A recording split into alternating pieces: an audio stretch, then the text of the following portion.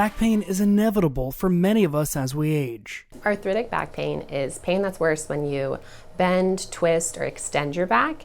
It's often worse first thing in the morning. If left untreated, it can have a major impact on a person's lifestyle.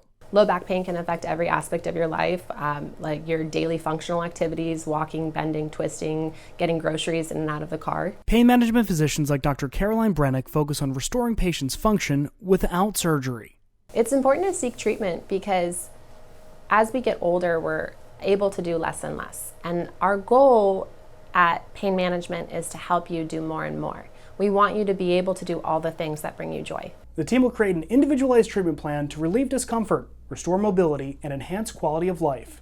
If you were to come in to see me with your low back pain, I would provide you options of things we can do, which may include medications, physical therapy, or injections. We may do all at once, or we may be doing a hybrid approach. A lot of times when we get your pain under control, you resume exercise and regular activity, and then I may never see you again, which I won't take offense to. Because you don't have to live with chronic pain. For Lee Health, I'm Devin Turk.